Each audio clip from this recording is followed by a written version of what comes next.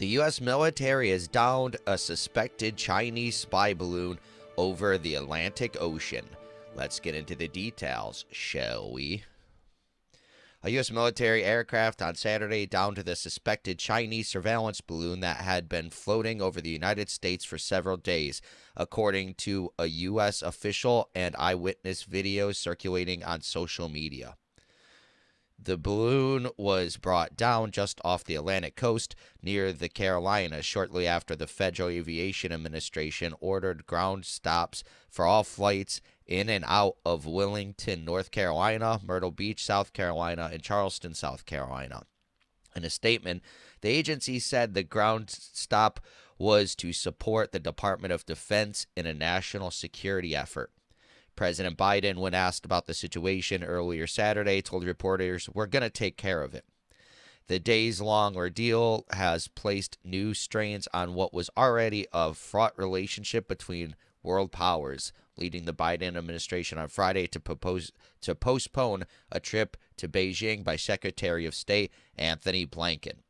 The balloon was disclosed to the public on Thursday afternoon, appearing over Montana the day before, prompting a temporary stoppage of all flights out of the airport in Billings. On Friday, a second Chinese spy balloon was spotted over Latin America, the Pentagon said. Wow, now there's one over Latin America. U.S. officials say there is likely a third such balloon conducting surveillance in another part of the world. The balloons are part of an extensive Chinese military surveillance program that has been running for years, involving a Chinese company supplying the technology to the People's Liberation Army, said two officials who spoke on the condition of anonymity to discuss sensitive matter. This is just going crazy. The Chinese are nuts. What are they thinking? Their ship contains some sophisticated communication gear and has been lingering over strategic sites, said one official. Earlier this week, it was spotted loitering over Malmstrom Air Force Base in Montana, home of several nuclear missile silos. But what it actually does, we don't exactly know. The U.S. officials believe that the balloon both drifts with air currents and has the ability to be directed. The bottom of the balloon is outfitted with propellers, the official said. This is a substantial program, said the official. It involves a commercial Chinese company providing the technology to the People's Liberation Army, the Chinese military. This capacity has been used to fly over sensitive sites and to collect information. U.S. officials have said the payload of the balloon is the size of 3 large buses. Along the East Coast, onlookers noted the unusual activity.